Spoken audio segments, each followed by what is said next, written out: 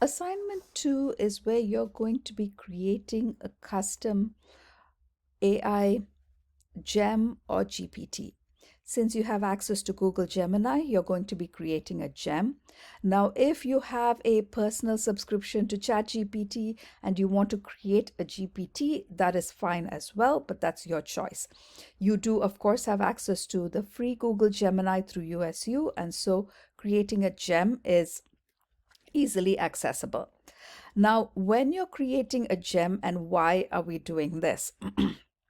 So, in this course, it's been systematically been redesigned every time the course is offered based on the level of expertise that learners are bringing to the course itself, right?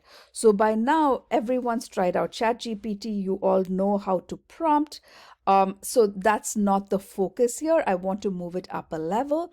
And the next level, of course, is to create a gem itself. And that's the focus for this second assignment. So you're going to work through designing the gem, creating it, you'll test it out, and then you'll share that link with us so we can test it out as well. Instructions, of course, again, are listed over here. This is shorter than assignment 1, the write-up, but it's broken down again, scaffolded, so that you just have to follow the instructions as you're going through. Now, since this is a Google Gem and might be a little new, what I'm going to do for this assignment is I'm also recording a screen capture of how I create a gem so that you can see the process and then you can replicate that as well. When you're creating the gem itself, think of an activity that you do repeatedly, which can be automated. That generally is the idea for a gem, to automate tasks that you're constantly doing. So one that I've heard from other medical educators is, how can I have it write reference letters for me, right? Or recommendation letters. So that's something that you can think about. You might be doing 1 hour workshops very often, and therefore designing a workshop could be something that you want to automate. That's another option. You might be sorry, I'm trying to think of another example. You might be generating emails, a specific kind of email repeatedly, and that's another thing that you can automate. So it really depends on what you want to work on and how you want to automate it. Okay. Now, now I work a lot with ChatGPT, and so I create a lot of GPTs for myself. And these are some examples of GPTs that I have going on.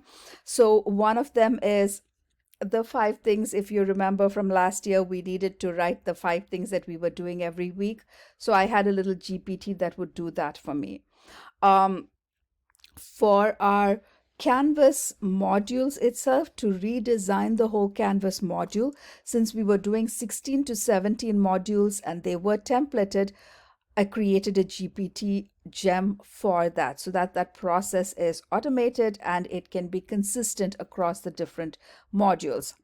I have something that is a short video generator because I've started playing around with generating videos for social media, and so the text for those videos, generating the text, and I do this on a weekly basis, and so I have a GPT to do that. I have a GPT to where was mine? I have an intellectual agitator. What it basically does is it'll help me think through and brainstorm different research ideas. And so these are tasks that I like to do often. And instead of having to give those instructions repeatedly, I set it up as a GPT or a gem.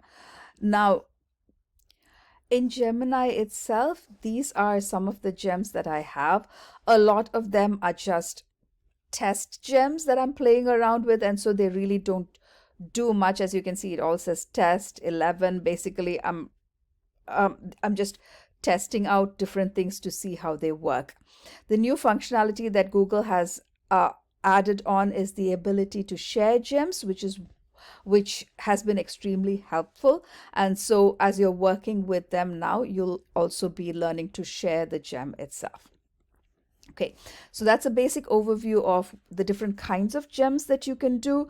So one of them was a transcript auditor. So as students, you have a transcript, you have the requirements for a particular program, take your transcript, compare it against the program requirements to see whether you're meeting all the requirements, right? And so that was the transcript auditor that I played with.